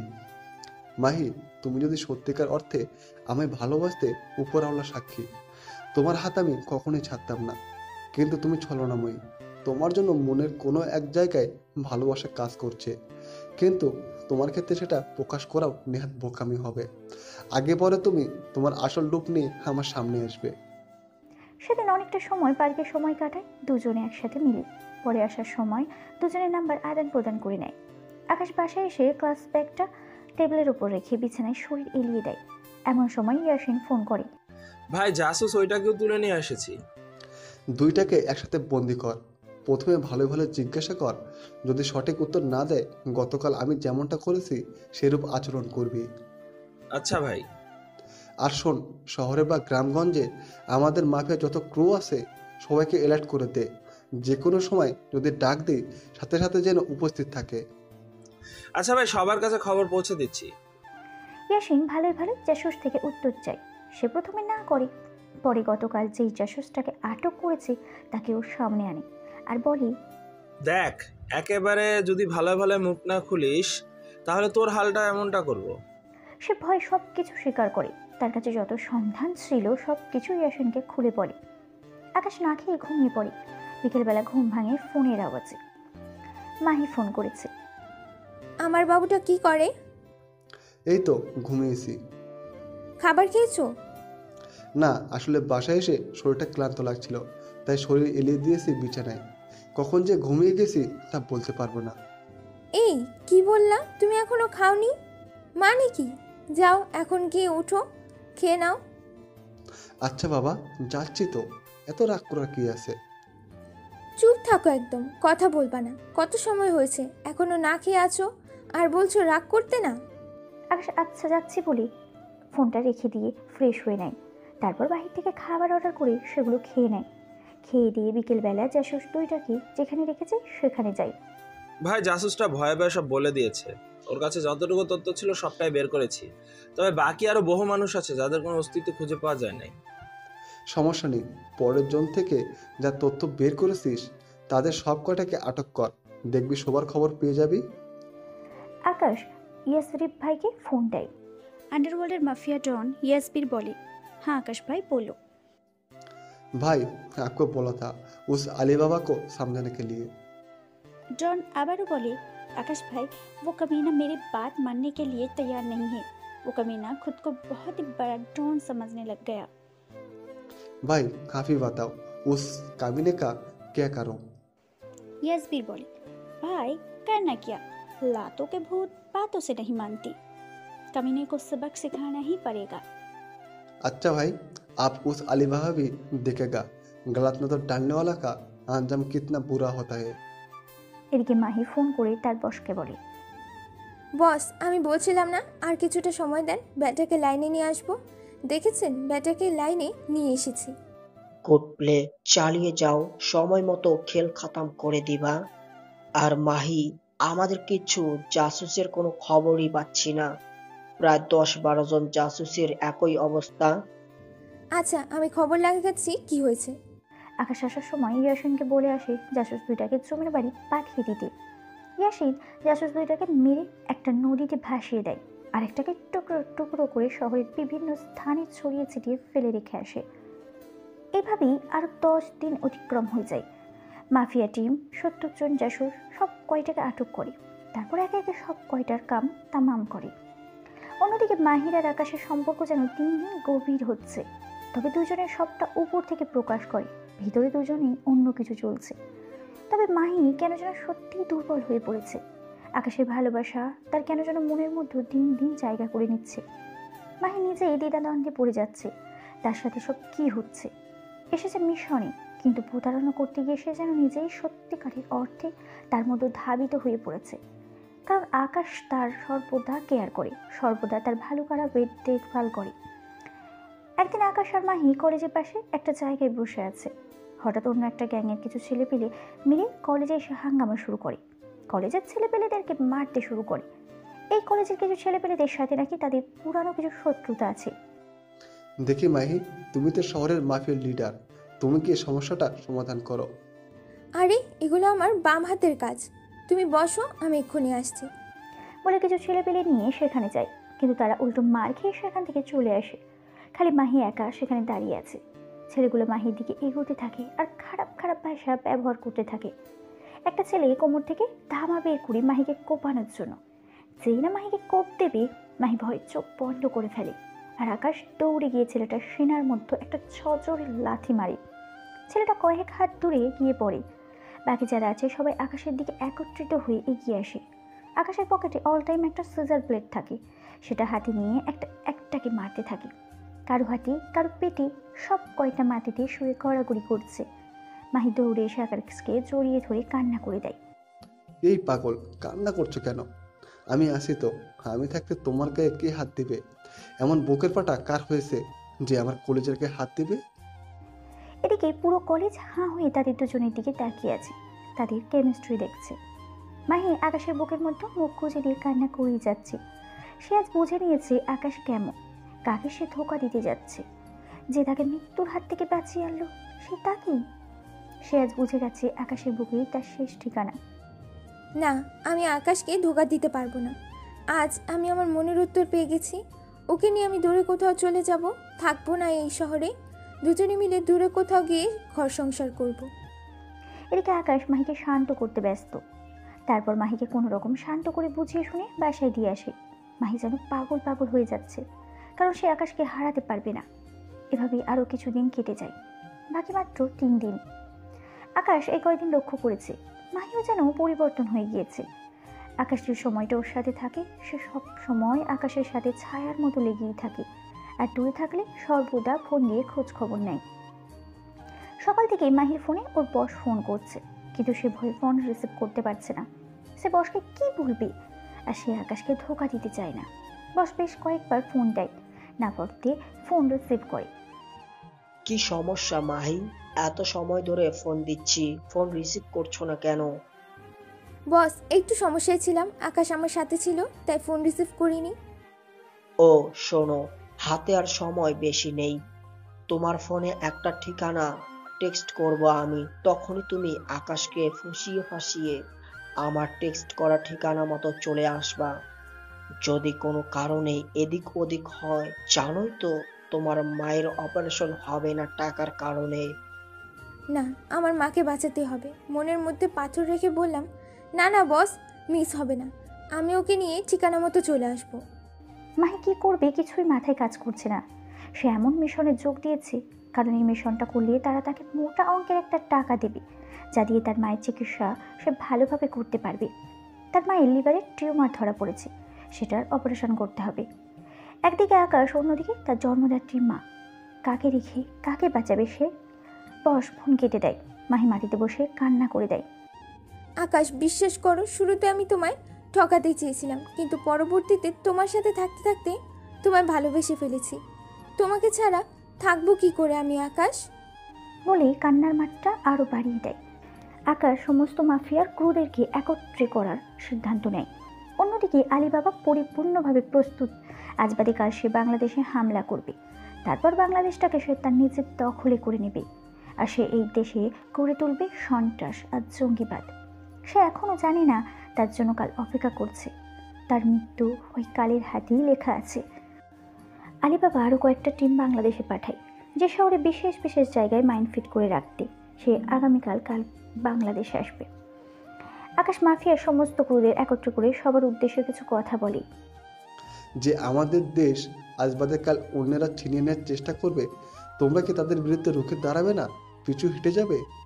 সকলে একত্রিত বলে ওঠে, আকাশ ভাই, আমরা কখনোই পিছু হাঁটবো না, যত যাই কিছু হোক না কেন। বাইরে যে কোনো খারাপ শক্তি আমাদেরকে দেশকে ছিনিয়ে নিতে পারবে না। তাহলে কালকের জন্য রেডি থাকো সকলেই। ওই আলিবাবা আর তার টিমের সমস্ত সদস্যকে মেরে এই বাংলার মাটিতে পুঁতে রাখবো। আকাশ তারপর বাসায় চলে যায়। বাসায় গিয়ে মাহিকে ফোন দিচ্ছে, কিন্তু সে ফোন রিসিভ করছে না। আকাশ অনেকগুলো ফোন দেয়, তাও কোনো খবর নেই। মাহি একটু পর নিজেই ফোন দেয়। কলিজা, সরি, আসলে ওয়াশরুমে ছিলাম, দেখতে পাই নাই। আচ্ছা যাও, ফ্রেশ হয়েছো, এবার কিছু খেয়ে নাও। আচ্ছা, আর কিন্তু বিকালে দেখা করব। আচ্ছা। তারপর আকাশ খেয়ে দিয়ে একটু বিশ্রাম নেয়। বিকেলবেলায় মাহি ফোন করছে দেখা করতে যাওয়ার জন্য। কলিজা, আর মাত্র 5 মিনিট, আসতেছি। 5 মিনিটের মধ্যেই মাহির বাসার সামনে চলে যায়। তারপর দুজনে মিলে ঘুরতে বের হয়। দুজনে নদীর পাড়ে একটা জায়গায় বসে আছে, ওপরে আবার পার্ক। দুজনেই বসে বসে কথা বলছে। হঠাৎ একটা পিচ্চি বাচ্চা এসে মাহির কাঁধে হাত দেয়। বাচ্চাটার হাতের মধ্যে একটা বল। মাহি বাচ্চাটাকে দেখে মায়া লেগে যায়। মাহি আর বাচ্চাটা খেলা করছে। আকাশ দূর থেকে ওর দিকে হাঁ হয়ে তাকিয়ে আছে। মাহিকে একদম বাচ্চা বাচ্চা লাগছে। কি কিউট লাগতেছে মাহিকে দেখতে। ইস, মাহি যদি সত্যি আমি ভালোবাসতো কখনো ওর হাত ছাড়তাম না। কিন্তু আফসোস, আমার কপাল খারাপ। আকাশ হঠাৎ লক্ষ্য করে মাহির ব্যাগে থাকা ফোনটা পাচ্ছে। আকাশ প্রথমে চিন্তা করে মাহিকে ডাক দেবে কিনা। পরে আবার ভাবলাম না থাক, মেয়েটা খেলতেছে খেলুক, ফোনটা লাগাতার বেজে যাচ্ছে। ভাবলাম ফোনটা আমি রিসিভ করব, কিন্তু ফোনটা হাতে নিতে নিতে কেটে গেল। ফোনের স্ক্রিনের নাম্বারটা চেক করলাম, কে ফোন করেছে দেখলাম বয়স দিয়ে সেভ করা নাম্বারটা। এটা দেখে তো 1000 ভোল্টের একটা ঝটকা খেলাম। আবার একটু পর একটা মেসেজ আসলো বস নাম্বারটা থেকে। কালকে আকাশকে নিয়ে মদিনা টাওয়ারের পেছনে যে বাড়িটা আছে সেখানে চলে আসবা। আমাদের বস কালকে দেশে আসবে, আর বস আরো কয়েকটা টিম দেশে পাঠিয়েছেন। বড় বড় যত বাড়ি বা সুপার শপ আছে সব জায়গায় মাইন ফিট করে রাখবে ওরা। পুরো শহর মিনিটেই টামা হয়ে যাবে। এমনিতেই আকাশ একটা ঝটকার মধ্যে আছে, তার উপরে এমন একটা মেসেজ দেখে ওর পায়ের নিচ থেকে যেন মনে হয় মাটি সরে গিয়েছে। আকাশ ভাবছে এখন কিভাবে কি করবে সে তো এখন সব জেনে গেছে। মনে মনে একটা প্ল্যান সাজিয়ে ফেলে আকাশ। একটু পর বাচ্চাটার মা এসে কান্নাকাটি শুরু করে দেয়। আল্লাহ আমার বাচ্চা বলি, পরে আবার বাচ্চাটাকে দেখে তো ঝাপটে ধরে কান্না শুরু করে। এই যে এখন কেন কান্না করছেন? বাচ্চাকে রেখে এদিক সেদিক যখন যান তখন মনে থাকে না বাচ্চার কথা? বাচ্চাটার মা বলে, আসলে আমি কোথাও যাইনি, সে খেলতে খেলতে হুট করে আমার নজর এড়িয়ে এখানে চলে এসেছে। যাই হোক, বাচ্চার দিকে একটু ভালো করে নজরদারি করেন। বাচ্চাটাকে নিয়ে ওর মা চলে যায়। মাহি এসে আকাশের পাশে বসে।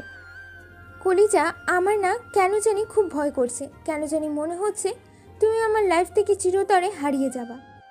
আকাশ মনে মনে, নিজে তো প্রতারণা করতেছে, বা থেকে হারিয়ে যাওয়ার কি বা আসে যাবে? কেন তোমার এমন কেন মনে হয় যে আমি হারিয়ে যাব? জানি না কেন জানি খুব ভয় করতেছে। আচ্ছা কলিজা, তোমার একটা হাত দাও তো। আকাশ মাহির দিকে হাত বাড়িয়ে দেয়। মাহি আকাশের হাতটা ধরিয়ে ওর বুকের উপরে রাখে। কিছু অনুভব করতেছো? হ্যাঁ, খুব কাঁপতেছে বুকটা। আকাশ, এটা বিশ্বাস করিও, এই মাহি তোমায় সত্যিই ভালোবাসে, নিজের জীবন থেকেও বেশি ভালোবাসে। বলতে বলতেই কান্না করে দেয়। আকাশ মাহির কথা শুনে কেন জানি মনে হচ্ছে এই কথাগুলো মিথ্যা না। এই কথাগুলোর মধ্যে অদ্ভুত একটা পাওয়ার আছে যা আকাশকে বারবার ভাবতে বাধ্য করছে। আকাশ যখন মাহির বুকে হাত দেয় তখনই সে বুঝতে পারে মাহি কোনো না কোনোভাবে ওকে সত্যি ভালোবাসে। কিন্তু আবার এটাও মাথায় কাজ করছে সে যে প্রতারণা করে আসছে। ধুর, যা হবে কাল দেখা যাবে। সে মাহিকে শক্ত করে বুকের সাথে জড়িয়ে ধরে। বেশ কিছু সময় মাহি আকাশের বুকের ওপর মাথা রেখে কান্না করে। আকাশ মাহিকে অনেক কষ্টে শান্ত করে। তারপর দুজনেই সেখান থেকে উঠে রিক্সা নিয়ে বাসার উদ্দেশ্যে। আকাশ আগে মাহিকে বাসায় পৌঁছে দিয়ে পরে সে বাসায় ফিরবে। মাহির বাসার সামনে আসার পর মাহি নেমে যায় রিক্সা থেকে আর আকাশকে বলে, কলিজা, কাল আমার সাথে এক জায়গায় যেতে হবে, তুমি রেডি হয়ে থেকো। আকাশ আর পাল্টা প্রশ্ন করে না সে কোথায় যাবে। সে তো জেনেই গেছে মাহি তাকে কোথায় নিয়ে যাবে। আচ্ছা সমস্যা নেই, যাব। বাসায় না গিয়ে সোজা রিক্সা নিয়ে ওদের টিমের আসল পাওয়ার পয়েন্ট যেটা সেখানে চলে যায়। সেখানে ইয়াসিন আরও অনেক ক্রু মেম্বাররা আছে। সেই ইয়াসিন আর যারা এখন মজুদ আছে সবাইকে নিজের প্ল্যানটা বলে। ইয়াসিন তো কোনো মতেই রাজি না যে আকাশ একা যাবে, তার কথা হচ্ছে সেও যাবে তার সাথে। ইয়াসিন সমস্যা নেই, আমি তো আর একা যাব না। আমি যাওয়ার কিছু সময় পর একটা সিগন্যাল পাঠাবো তোর ফোনে, বা যদি সিগন্যাল পাঠাতে না পারি তাহলে 30 মিনিট ওয়েট করবি, পরে সোজা হামলা করবি। আগে থেকে তোরা পুরো এলাকাটাকে ঘেরাও করে ফেলবি। আর শোন, ওরা শহরের সমস্ত বড় বড় যত বাড়ি বা টাওয়ার আছে সব জায়গাতে মাইন ফিট করবে, সেগুলো ডিফিউজ করার ব্যবস্থা কর। ইয়াসিন বলি, আচ্ছা ভাই। ইয়াসিন আকাশের কথা মতো ক্রু মেম্বারদেরকে আলাদা আলাদা করে কাজে পাঠিয়ে দেয়। সমস্ত কিছু প্ল্যান করা শেষ করেই আকাশ বাসায় চলে আসবে। তার আগে সে নাসির ভাইকে ফোন দেয়, কিন্তু ফোন বন্ধ আসছে বারবার। আকাশ তো কিছুই বুঝে উঠতে পারছে না। সে বাসায় যাওয়ার আগে এক পাক নাসির ভাইয়ের বাসায় যায়, কিন্তু নাসির ভাই নাকি নেই। বাসায় এসে ঘুমিয়ে পড়ে। সকালে উঠে নাস্তা করে, একটু মাহির সাথে কথা বলে, পরে আবার বাসায় এসে পড়ে। মাগরিবের পর প্রায় 7টার দিকে মাহি ফোন দেয় যে আকাশ রেডি হয়ে আমার বাসার সামনে আসো। আকাশ শার্টটা গায়ে দিয়ে কোমরে 2টা মেশিন গুঁজে নেয় আর ইয়াসিনকে ইনফর্ম করে সে বের হচ্ছে। ইয়াসিনরা আগেই জায়গা মতো পজিশন নিয়ে বসে আছে। মাহি বাসার সামনে অপেক্ষা করছে। আকাশ গাড়ি দিয়ে রওনা হয়েছে, কিন্তু মাহির কেন জানি চোখ মুখ লাল হয়ে যাচ্ছে। চোখের কোণে বেয়ে পানি পড়তে আরম্ভ করে। সে চোখের পানিগুলো মুছে নেয়। একটু পর আকাশ আসে। কলেজা, তুমি রেডি তো? হ্যাঁ কলিজা। আকাশ মাহির দিকে নজর পড়তে ওর চোখ যেন ফেরাতে পারছে না। একদম হুড়পড়ির মতো লাগছে মাহিকে। আকাশ মাহির দিকে এক নজরে চেয়ে আছে। আকাশ হয়েছে, চলো। মাহির কথায় আকাশের হুঁশ ফিরে আসে। ও চলো। এই ওয়েট ওয়েট, একটা কাজ বাকি। বলে মাহি আকাশকে শক্ত করে জড়িয়ে ধরে। মাহির চোখ বেয়ে টপ টপ করে পানি ঝরছে। কলিজা, আমায় মাফ করে দিও। তোমায় সত্যি ভালোবাসি, কিন্তু তারপরে তোমার সাথে ছলনা করতে হচ্ছে আমার মায়ের চিকিৎসার জন্য। সে মনে মনে আকাশের থেকে মাপ চেয়ে নেয়। এই মাহি, কি হয়েছে, যাবে না? হ্যাঁ হ্যাঁ যাবো তো, চলো। মাহি চোখের পানি মুছে নেয়, আকাশ না দেখার মতো করে। মাহি আকাশকে নিয়ে বসার ঠিকানা মতো চলে যায়। আকাশ বাসায় যাওয়ার পর দেখে কেউ নেই, পুরো বাসা ফাঁকা। কিন্তু একটু পর এই পুরো বাড়ি ঘেরাও করে ফেলে আলিবাবার ছেলেরা। ওরা সবাই লুকিয়েছিল, 50 থেকে 60 জন হবে ছেলে। মাহি সুন্দর করে সাইড হয়ে যায়। আকাশ এতজনের সাথে কখনোই পেরে উঠবে না। এমন সময় আলিবাবা আসে। আলিবাবা বাংলাদেশে চলে এসেছে। মাহি আলিবাবার সাথে গিয়ে দাঁড়ায় আর মাথা নিচু করে দাঁড়িয়ে আছে। আকাশ, এখনো সময় আছে, ভালোই ভালোই আমার দলে যোগ দে, ভালো একটা অবস্থান করে দিব তোর। তোর মতো দেশদ্রোহীর সাথে মিলে কাজ করব, সেটা ভাবলি কি করে? এই তোর খুব দামাক, হ্যাঁ? তোরা চেয়ে কি দেখছিস? যা ওর কলিজাটা শরীর থেকে ছিঁড়ে নিয়ে আয়, দেখবো কত বড় কলিজা হয়েছে ওর। আমার সামনে বড় গলায় কথা বলে। ছেলে পেলে আকাশের দিকে এগিয়ে আসে মারার জন্য। আকাশ ছেলেগুলোকে একাই মারতে শুরু করে। 10-12 জনকে সে কিছু সময়ের মধ্যেই মাটিতে শুইয়ে দেয়। এবার আরও কিছু ছেলে পেলে এগিয়ে আসে ওকে মারার জন্য, হাতে বিভিন্ন ধরনের তলোয়ার। আকাশ পকেট থেকে সিজার ব্লেডটা বের করে আর একে একে ওইগুলোকেও মেরে মাটিতে ফেলে দেয়। এমন সময় কেউ একজন এসে আকাশের মাথায় সজোরে বাড়ি দেয়, লোহা জাতীয় কিছু একটা দিয়ে। আকাশ পিছনে ফিরে যখন দেখে মানুষটাকে, তার চোখ বড় বড় হয়ে যায় আর ধাপ করে মাটিতে পড়ে যায়। আকাশ পিছনে ফিরে দেখে নাসির ভাই, যাকে সে অন্ধের মতো ভরসা করতো, সেই নাসির ভাই এই তার সাথে। আকাশে যেন বিশ্বাসই হচ্ছে না। আকাশের মাথার পিছন সাইড থেকে ছুঁয়ে ছুঁয়ে রক্ত পড়ছে, তাও সে হার মানবে না। নাসির ভাইকে শরীরের সমস্ত শক্তি দিয়ে লাথি মারে। নাসির ভাই সোজা মাটির উপরে গিয়ে আছড়ে পড়ে। আলিবাবার লোকেরা এসে আকাশকে ধরে ফেলে, এমনভাবে ধরেছে যে সে নড়তেও পারছে না। আলিবাবা এসে আকাশের থুতনির মধ্যে হাত দিয়ে, এই কুত্তার বাচ্চা, তোর অনেক পাওয়ার, হ্যাঁ? নিজেকে এই শহরের ডন মনে করিস। ভালোই ভালোই বলছিলাম আমার দলে যোগ দেওয়ার জন্য, কিন্তু তুই তা করছিস না। এবার মরার জন্য রেডি হ। আলিবাবা একজনের হাত থেকে পিস্তল নিয়ে আকাশের দিকে তাক করে। এমন সময় নাসির ভাই মাটি থেকে উঠে এসে, এই আলী বাবা না, ওকে তুমি নয় আমি মারবো। অনেক বছর ওর হয়ে কাজ করেছি, কিন্তু সে জানে না আমি তার বাপ, আর ওর কত বড় সাহস, সে আমায় লাথি মারে। বলি আলিবাবার হাত থেকে পিস্তলটা নিয়ে নেয়। তারপর আকাশের দিকে পিস্তল তাক করে যেই না ওকে শুট করে, মাহি দৌড়ে আকাশের সামনে এসে পড়ে আর বুলেটটা মাহির শরীর ছিদ্র করে অপর প্রান্ত দিয়ে বেরিয়ে যায়। মাহি মাটিতে পড়ে আছে। অন্যদিকে ইয়াসিন আর পুরো মাফিয়ার সমস্ত ক্রুরা ওয়েট করছে কখন আকাশ সিগন্যাল দেবে, কিন্তু 30 মিনিট আপ হয়ে গেছে, এখনও সিগন্যাল আসেনি। তাই তারা সিদ্ধান্ত নেয় এখনই হামলা করবে। ইয়াসিন সবাইকে নিয়ে মদিনা টাওয়ারের পিছনে যায়। পিছনে যাওয়ার সাথে সাথেই আলিবাবার লোকেরা খবর পেয়ে যায় আর ওরা অস্ত্র শস্ত্র নিয়ে মাফিয়ার ক্রুর উপরে হামলা করে। কিন্তু মাফিয়ার এত হাজার ক্রুর সামনে আলিবাবার অল্প সংখ্যক লোক মশা মাছির থেকেও ছোট একটা প্রাণী। মাফিয়ার ক্রুরা আলিবাবার টিমের সব কয়টাকে আটক করে, সাথে আলিবাবাও নাসির ভাইকেও। আকাশের মাথা যেন ভুবো করছে, সে যেন শক্তিই পাচ্ছে না কিছু করার মতো। ইয়াসিন দৌড়ে গিয়ে আকাশকে ধরে। ভাই আপনার কি হয়েছে? আমার কিছু হয় নাই, মাহিকে দেখ। ভাই ওনার তো শরীর থেকে প্রচুর পরিমাণে রক্ত বের হচ্ছে।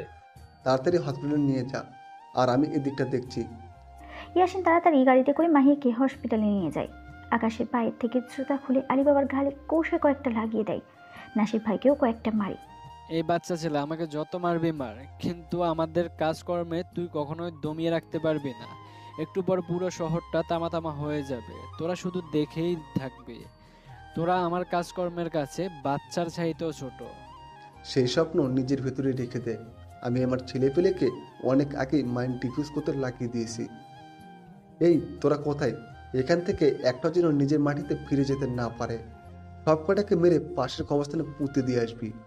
সাথে এই দুইমুখী সাপ নাসির, ওকে মেরে পুঁতে দিবি। আকাশ ঠিক মতো কথাও বলতে পারছে না, কথা বলতে বলতে ঢলে পড়ে যাচ্ছে। বলতে না বলতেই আকাশ মাটিতে পড়ে যায়। ছেলেপেলেরা ধরে আকাশকে হসপিটালে নিয়ে আসে। একদিন পর আকাশের জ্ঞান ফিরে আসে। সে জ্ঞান ফেরার পর পাগলের মতো আচরণ করতে থাকে। ইয়াসিন আকাশকে শান্ত করে। ভাই মাহি ঠিক আছে, আপনি চিন্তা করিয়েন না। মাহি, এই মাহি, তুমি কোথায়? না, আমি আমার মাহিকে দেখবো। আল্লাহ, এখন কি হবে? ওনার অবস্থা তো ভালো না। ডাক্তাররা সময় দিয়েছে 48 ঘন্টার মধ্যে জ্ঞান ফিরে না আসলে ওর চিন্তা ছেড়ে দিতে। অলরেডি একদিন পার হয়ে গেছে, এখনো জ্ঞান ফেরার কোনো নাম নিশানা নেই। এই ইয়াসিন, তুই আমাকে মাহির কাছে নিয়ে চল। ইয়াসিন, কি বলছিস শুনিসনি? আমাকে মাহির কাছে নিয়ে চল এখনই। ইয়াসিন চুপ করে আছে মাটির দিকে তাকিয়ে। ইয়াসিন না পারতেই আকাশকে মাহির কাছে নিয়ে যায়। আকাশ মাহির কেবিনে ঢোকার পর দেখে যে মাহি একটা বেডের উপরে শুয়ে আছে, মুখে মাস্ক লাগানো। আকাশ মাহির এই অবস্থা দেখে তো আর নিজেকে ঠিক রাখতে পারে না, মাহিকে জড়িয়ে ধরে কান্না করে দেয়। মাহি, তুমি এমনটা কেন করলে? আমি ওই দিনই বুঝে গিয়েছিলাম, যেদিন তোমার বুকে হাত দিয়েছিলাম, যে তুমি আমায় সত্যি ভালোবাসো। আর গতকাল কনফার্ম হয়ে গেছি, যখন তুমি আমাকে সেভ করার জন্য নিজের জানটা দিয়ে দিতে চাইলে। এমন সময় একটা নার্স আসে। এই কি করছেন কি আপনি? এমন কান্নাকাটি করলে রোগীর ক্ষতি হবে। এমন কান্নাকাটি না করে ধৈর্য ধারণ করুন, দেখবেন সব ঠিক হয়ে যাবে। আকাশ নার্সের কথা শুনে কান্না থামিয়ে দেয় আর চুপচাপ করে মাহির সামনে বসে থাকে।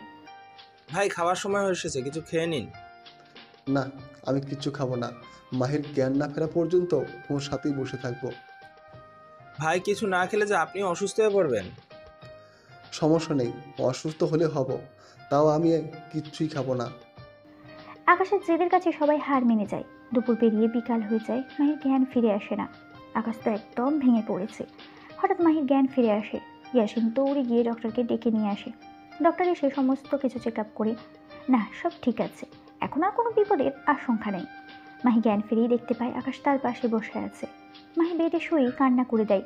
সে কোন মুখে নিয়ে আকাশের সাথে কথা বলবে, সে কোন মুখ নিয়ে আকাশের সামনে যাবে। বিশ্বাস করো, আমার মায়ের জন্য শুধু এমনটা করেছি। আমার কাছে অত টাকা নেই যে আমার মায়ের চিকিৎসা করাবো, তাই বাধ্য হয়ে এই পথ বেছে নিয়েছি। হে কলিজা, কান্না করছো কেন? হ্যাঁ, আমি জানি আমার কলিজাটা আমাকে সত্যি ভালোবাসে, আর আমিও আমার কলিজাটাকে সত্যি ভালোবাসি। মাইকে জড়িয়ে ধরে বললাম, হেই বাবু, চুপ করো, যা হয়েছে হয়েছে, তোমার মায়ের চিকিৎসা আমি করব। মাহিকে কিছুদিন হসপিটালে রাখে। আকাশ তারপর মাহিকে নিয়ে ওর বাড়িতে চলে যায়। বাড়ি বলতে আকাশের মায়ের কাছে, ওদের আসল ভিটেমেটি যেটা সেখানে। আকাশের মা তো মহা খুশি। একদিকে ছেলে এসেছে, অন্যদিকে ছেলে তার পছন্দের মানুষকে নিয়ে এসেছে। আকাশের মাও চাইছিল আকাশকে বিয়ে করিয়ে দিতে। আকাশের মা বলছে, যাক, এবার আমার ছেলের বিয়ে দেবো আমি। আকাশের মার বেশ পছন্দ হয়েছে মাহিকে। বিয়ের সময় ঠিক হয়, তার আগে আকাশ মাহির আম্মুকে দেশে নিয়ে এসে ট্রিটমেন্ট করায়। মাহির আম্মু সুস্থ হয়ে যায়। ধুমধাম করে আকাশ আর মাহির বিয়ে হয়। দুজনেই তো মহা খুশি। দুজনের সংসার জীবন শুরু করে। মাহি এখনও আগের মতোই আছে। কলেজে গেলেই কোনটামে মাস্তানি করে, তবে সেটা আকাশের জন্য। কোনো মেয়ে যদি আকাশের দিকে চোখ দেয় বা ওর সাথে কথা বলতে আসে, তাহলে মাহি ওর 12টা 13টা 14টাও বাজিয়ে দেয়। আর আকাশ এখনও নিজের কাজকর্ম ইন্তজাম দিয়ে যাচ্ছে। আলী বাবার মৃত্যুর পর দেশে এখনও কেউ নজর দিতে 10 বার চিন্তা করে, কারণ সবাই জেনে গেছে দেশের মধ্যে একটা